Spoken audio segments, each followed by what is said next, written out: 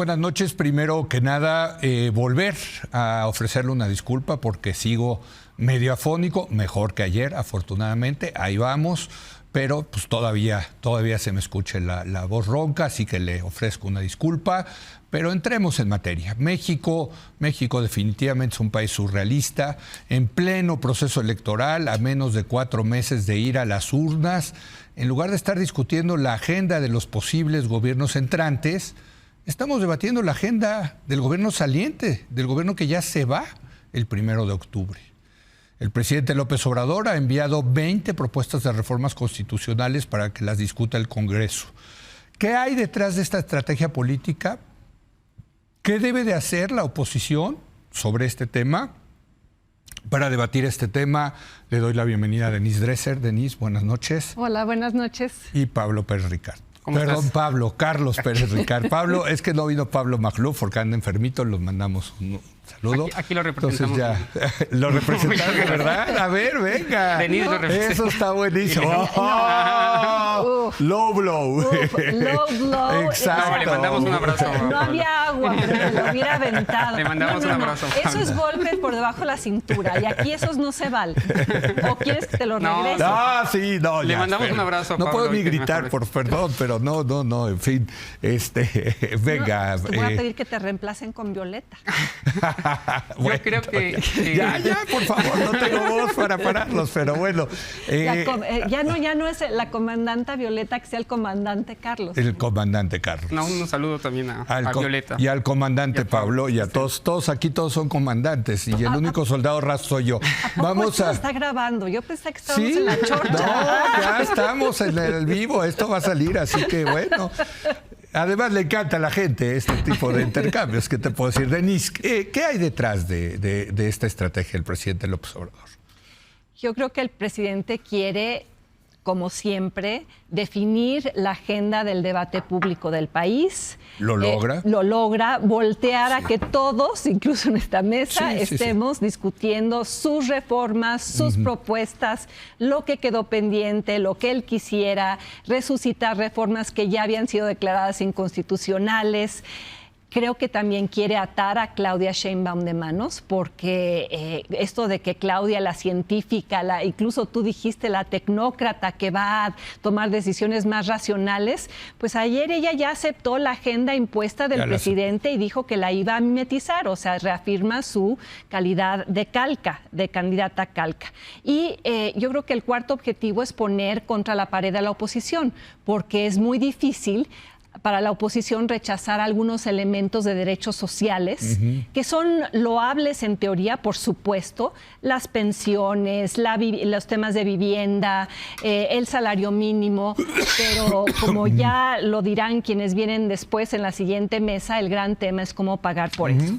Pero para cualquier demócrata o que se diga demócrata, yo me quiero centrar en las partes más preocupantes de lo propuesto, porque demuestran una pulsión autoritaria, creo que incuestionable. La eliminación de contrapesos, la centralización del poder en la figura del presidente o presidenta, el eliminar el aparato regulatorio del Estado mexicano que se creó para contener al capitalismo de cuates. Lo eliminas y básicamente volvemos a un sistema en el cual el presidente decide a quién le tocan las concesiones y tú vas a pagar más, Carlos, comandante Carlos, por tu telefonía celular, por tu internet, cualquier multa que antes colocaba la COFESE sobre prácticas monopólicas, eso va a desaparecer. Tú y yo hemos defendido históricamente a la COFESE desde su creación, la falta de dientes que tenía, cómo se le fue dando, porque pues sí creemos en el capitalismo, pero no en el capitalismo de cuates. Yo creo en el capitalismo socialdemócrata regulado con un Estado intervencionista muy robusto. Quitarle al Estado la capacidad de regular es básicamente permitir que los grandes capitales sigan exprimiendo al consumidor como lo han hecho con nosotros desde hace mucho tiempo. Y no creo que haya un solo demócrata aquí que podría salir a defender la desaparición del INAI. Comandante Carlos, soldado raso y auditorio, ¿cómo se enteraron ustedes de los grandes escándalos de corrupción de los sexenios pasados? Precisamente por peticiones de información vía la ley de transparencia. Si eliminas al INAI, le arrebatas a los ciudadanos mexicanos un derecho relativamente nuevo que muchos no conocen y no aprovechan, pero que entrañaría que el gobierno operara en la más absoluta opacidad. Y quizá para mí lo más alarmante... Ya está ocurriendo. Es que eso es ya está ocurriendo. Este caso, gobierno, ¿no? ha sido el menos transparente, el que más ha resistido las peticiones de información, de transparencia del INAI. Pero para mí lo más alarmante, porque todo lo demás, digamos, queda subsumido en la discusión frente al hecho de que se está erigiendo frente a nuestros ojos, si pasa esta reforma, un régimen que ya no va a ser democrático ni siquiera sobre el papel por la militarización. Esta reforma de pasar ya de manera completa la Guardia Nacional a la Sedena y que la Guardia Nacional sea una fuerza militar militarizada permanente, se aúna a todo lo que hemos venido discutiendo en esta mesa desde hace 5 años, de la transferencia de poder, dinero, recursos a las Fuerzas Armadas en este país. Ahora, esas no van a pasar, ya lo dijo la oposición, ¿no? Digamos, esas reformas que cambian el régimen político, ¿no? Esas claramente la oposición ya dijo, no cuente con nuestros votos, ¿no? Pero si me permites que entre Carlos. Ahora, si quieres, entramos a las cosas que me gustan menos y a las cosas que me gustan más de las reformas. Sí. Son 20 reformas, llevamos 2 días leyéndolas y todavía no acabamos, pero creo que hay un balance entre algunas mejores y algunas peores. Una pregunta que yo creo que con la que quisiera comenzar es ¿por qué? ¿Por qué Andrés Manuel López Obrador lanza este proyecto de reformas? Sí, que el gran debate ahí busca, sí, ¿no? Es para imponérselo, o sea, sí tiene una lectura electoral, desde luego, pero también sí le está imponiendo la agenda a su candidato. Yo tengo dos explicaciones analíticamente distintas, pero sin duda entrelazadas. La primera es en fijar necesariamente la agenda electoral con temas muy populares, porque nos gusten o no, prácticamente todas estas reformas tienen algún tipo de respaldo popular. Creo que es una maniobra política inteligentísima en la que el presidente López Obrador se pone por 4ª vez en la boleta electoral después del 6, el 12 y el 18. López Obrador vuelve a estar en la boleta electoral con estas iniciativas y tiene 3 consecuencias. Uno, abre el relato, la narrativa, cuando faltan solamente 16 semanas para el día de la elección. Lo hace además en un momento en que las candidatas no pueden presentar propuestas políticas. Entonces, por un mes vamos a estar discutiendo eso. Hoy estamos discutiendo de esto. Y como ya lo dijo Denise, obliga a la oposición a someterse a una tensión donde no tiene salida, porque son reformas muy populares y si las rechazan van a quedar mal parados. Anula de esta manera a Xochitl Gálvez y ponen una encrucijada a la oposición. Esa es la primera explicación que yo tengo, que insisto, es de corte electoral. La segunda es que no solamente tiene miras al 2 de junio del 24, sino después del 2 de junio. Con estas propuestas el presidente lo que hace es mandar el plan de nación que a corto, mediano y largo plazo deberá estar defendiendo Claudia Sheinbaum Pardo.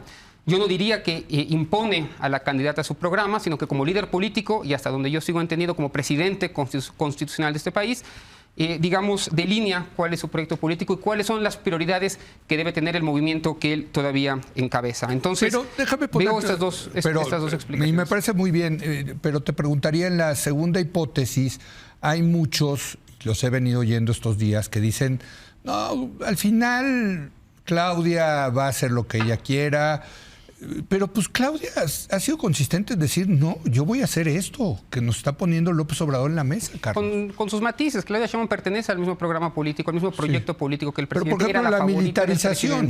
La militarización. Y es parte del transferir la Guardia Nacional a la Sedena, es parte también del proyecto político de Claudia Sheinbaum. Va a estar el 1 de marzo en las propuestas que se van a presentar en el Zócalo con toda seguridad. Entonces yo no veo, yo no veo diferencias ahí ahora. Sí, pero yo no veo la manera en la cual ella pueda presentarse como una candidata democrática. O sea, el empoderamiento de las Fuerzas Armadas sin controles civiles es absolutamente antitético a un sistema democrático, ¿o no? Sí, por supuesto. Yo estoy fundamentalmente en contra de esa transferencia. Lo he estado hace 10 años, no voy a dejar de estarlo ahora. Me parece que dejar la Guardia Nacional fuera de control civil atenta contra un principio liberal máximo y quita al Estado de tener una policía civil. Eso me parece un error enorme. Anula completamente a la Secretaría de Seguridad Ciudadana, la deja prácticamente solo con el control de las prisiones y evita que tenga cualquier tipo de policía preventiva. Pero déjame preguntarte, para ti es un deal breaker, como se dice en inglés, o sea, decir, como está apoyando Claudia eso, yo ya no me gusta. No, yo pongo las cosas en balance, insisto, hay cosas que me gustan mucho. Luego pero no es un deal breaker, o sea, estás dispuesto a que... Yo creo que lo que...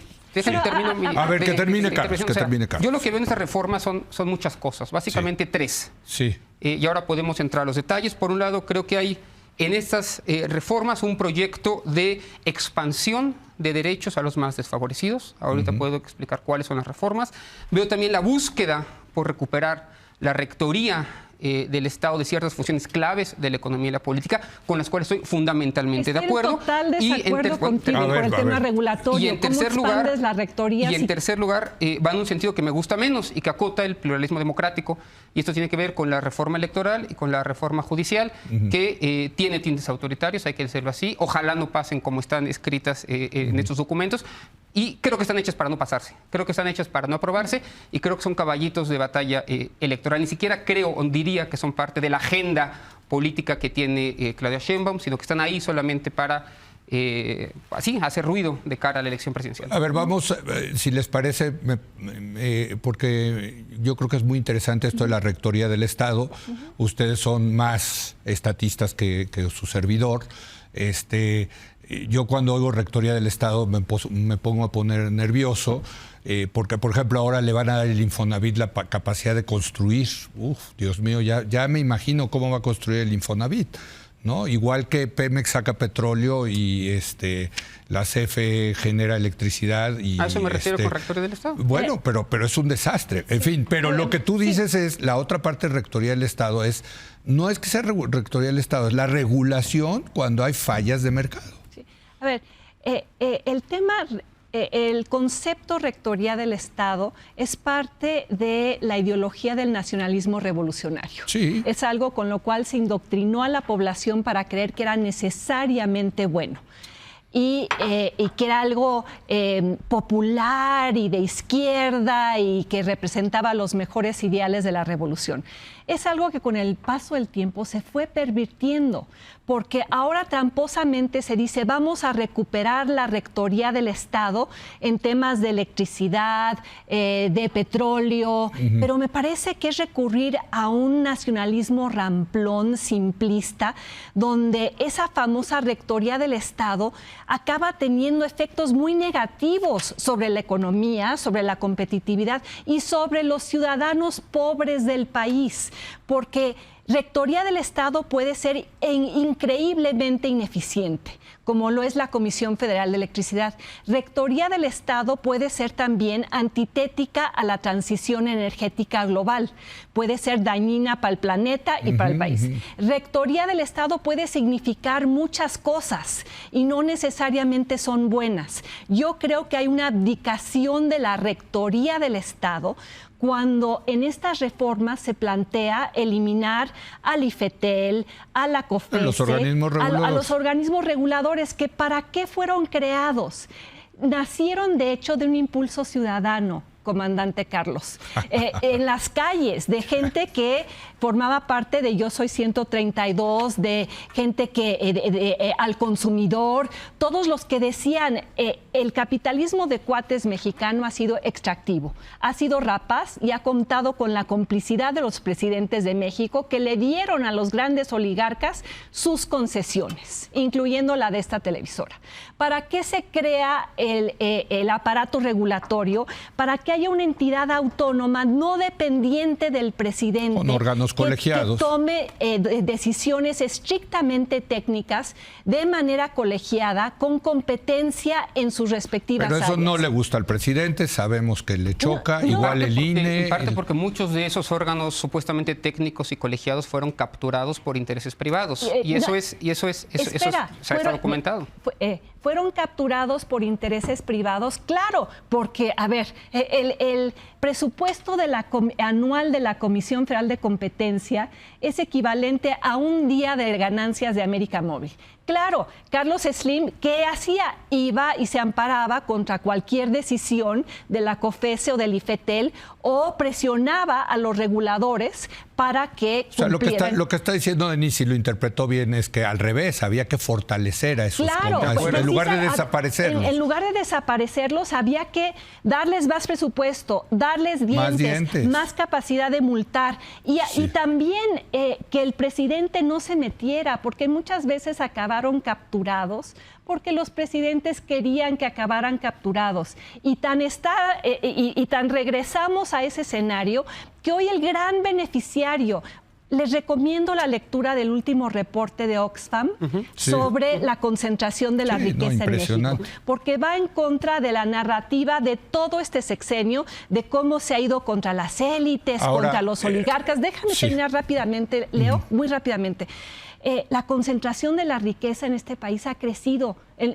La fortuna de Slim se duplicó después de la pandemia. Los 14 multimillonarios de México, precisamente porque en este sexenio se dejó de nombrar a los comisionados del andamiaje regulatorio, ha sido un sexenio de felicidad absoluta para los grandes capitales que deben estar brincando de felicidad frente a las propuestas del presidente. Sí, porque ahora se van a ir a arreglar, Carlos, con el presidente, ¿no? Y eso lo hacen muy bien, la verdad. Esa es una hipótesis, ¿no? Que eso es una hipótesis, que eso vaya a ser lo que sucederá. La lectura del gobierno es que han sido cooptados, en que han servido como puertas que van revolviendo a funcionarios, puertas giratorios. Lo hemos visto mucho en la Secretaría de Energía. La Secretaria de Energía fue funcionaria de la CRE en el sexenio de Calderón, luego volvió a la iniciativa privada y ha sido continuamente una mezcla entre funcionarios privados es un problema no resuelto. Probablemente la solución que se han encontrado, yo no voy a defender eso porque incluso me parece una de las partes de estas reformas que yo voy a criticar. Entonces no voy a defender eso, además me pongo la posición del gobierno y veo cuál es su lectura, que son órganos no democráticos, que son órganos que sirven para reciclar políticos y que son órganos que han sido cooptados por intereses privados. Si la solución a eso es fusionarlos de pronto a la Secretaría de Energía o fusionarlos a otra secretaría, es otra discusión. Y esa es la propuesta del presidente, ¿no? No sé si esa vaya a ser la solución, pero el diagnóstico que yo tengo también es que no solamente se trata de órganos reguladores, sino órganos cooptados por intereses privados y que se intenta evitar eso. La solución es que estén cooptados por funcionarios leales e incompetentes de Morena. Sí, pues sí. A mí no me parece que esa sea la solución. A mí me gustan otras cosas. De la Rectoría del Estado, ¿qué te gusta? Porque veo, por ejemplo, que te gusta la idea de que el Infonavit construya. Sí, por supuesto. Me parece... ¿Sabes que va a terminar eso, no? No, ¿en qué va a terminar? En pérdidas enormes que vamos a tener que subsidiar los contribuyentes. Me gusta. Como la refinación de Pemex, como tantas. El aeropuerto Mexicana de Aviación, ¿qué tal ahora? Sí. Viajando con un solo pasajero, en fin. No me parece que sea un error abrir nuevas posibilidades de vuelo a rutas que el mercado no satisface y que el Estado tiene que entrar para garantizar la movilidad a ciertas partes del país. Pero déjame entrar a las... A ver, deja que termine, Carlos. Una maroma fantástica. A ver, venga, Carlos. Sí. Me gustan muchas cosas, otras me gustan mucho menos. Sí. Me gusta mucho la iniciativa de la reforma de pensiones, ¿no? Tiene todavía un déficit en explicar la fuente de ingresos. Ahorita no los van No hemos visto las corridas financieras, no sabemos cómo se va a pagar, pero tiene la virtud de poner en el centro de la discusión política un problema real y un problema inaplazable, y es cuál va a ser la tasa de reemplazo de la generación que va a retirarse después de 1997. Es un punto que no estaba en la agenda política en este país y que gracias a la reforma va a estar. Ojalá se discutan, ojalá abra nuevas fuentes de financiamiento, porque coincido en que las que por lo menos están en la iniciativa son insuficientes. Pero es que ese es el problema de este gobierno, Carlos. Te voy a decir, porque no solamente las pensiones, la salud, la vivienda, todo el mundo quiere todos vuelos de Ciudad Victoria a la IFA porque no hay mercado. Perfecto. Pero nunca dicen con qué lo van a pagar. Tú has sido, Leo, en los últimos años quien ha dicho que este gobierno ha sido muy responsable en su macroeconomía. Ya no. y en el gasto social. Lo sigue siendo, Este año ya se nos destapó. Lo sigue siendo. Ya se disparó el déficit y ya se fiscal. acabaron los ahorros, en fin. Bueno, pero esa es otra discusión. Sí. Hablaba sobre la iniciativa de la reforma de pensiones. Me gusta mucho también la iniciativa en materia de vivienda. Abre la puerta a la posibilidad de arrendamiento de vivienda social y permite a Infonavit destinar recursos para la construcción directa de vivienda social. Es una gran demanda, una larga demanda de parte de mucha de la sociedad civil, y ahí está presente. Me gusta mucho la iniciativa relativa a pueblos indígenas y afroamericanos, que les permite ejercer acciones judiciales, los vuelve y los reconoce sujetos de derecho. Es una demanda que venía de 1996, de los acuerdos de San Andrés Larráizar. De la reforma electoral no me gustan muchas cosas, pero coincido plenamente en la revocación de mandato vinculante por debajo del 30%, que también se vincule al periodo electoral, es decir, a las elecciones legislativas. Me gusta mucho la reducción de financiamiento a la mitad de los partidos políticos. Y me gusta mucho también la iniciativa de austeridad republicana, respaldo que se establezca a nivel constitucional el principio de austeridad republicana y que alcance a todos los poderes de la Unión, incluyendo el judicial. Y me gustan muchas otras cosas, lo que tiene que ver con servicio ferroviario, lo que tiene que ver con ley minera, agua, etcétera. Es decir, creo que hay en estas reformas, que son 20, mucho alrededor de expansión de derechos, mucho alrededor de recuperar la recuperación del Estado. Es un paquete de reformas estatistas, sin lugar a dudas. A los que les gusta el estatismo está bien, a los que nos gusta más el libre mercado nos gusta menos, pero nos quedan pocos minutos y quiero hacer una última ronda. Perdón, ¿de qué tiene que hacer la oposición? A ver, antes de entrar en eso... Pero rápido, porque si no se... Carlos, es que hablas de cosas que a mí también me gustan, pero que no son viables dadas las finanzas del Estado mexicano en este momento. Segundo punto, dice, se expanden derechos sociales, lo aplaudo, pero el costo es arrebatar derechos políticos, arrebatar conquistas ciudadanas que se fueron construyendo a lo largo de 30 años.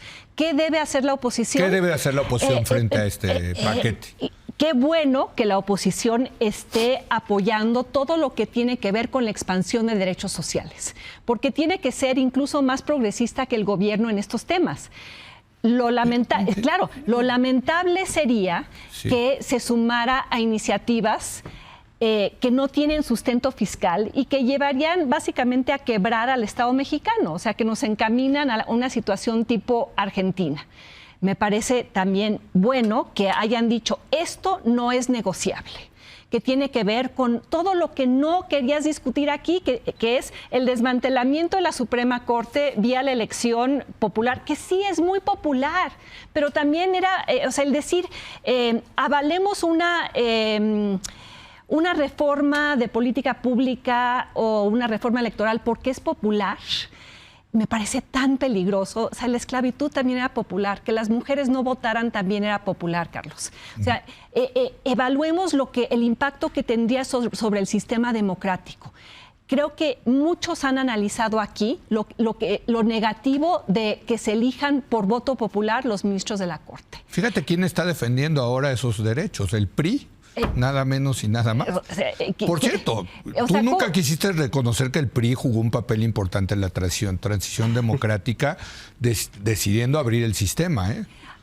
Pero bueno, esa es otra discusión, perdóname. A ver, mi antipriismo está plenamente documentado. Yo lo sé. El estar parada ahora del lado de un partido que está defendiendo una institucionalidad endeble y que se debe corregir, es un lugar incómodo, pero es el lugar de los demócratas congruentes. El PRI no fue un partido democrático congruente. Ahora, por supervivencia política, se está parando en el lugar correcto. Pero perfecto. Esa es otra discusión. Esa es otra discusión. Sí. Pero entonces, yo he dicho aquí, y lo pongo también sobre la mesa y te va, si quieres, Carlos, que en todas estas, digamos, propuestas populistas de derechos, de vamos a subir el salario, la oposición tiene que, tú lo decías, tiene que ir más allá. Por supuesto. O sea, a ver, ¿quieres al 100%? Te doblo la apuesta. No, por eso. A ver, no, hombre, vamos al 200%. ¿Por qué no? ¿Tú quieres tronar las finanzas públicas? Nosotros te vamos a apoyar con eso.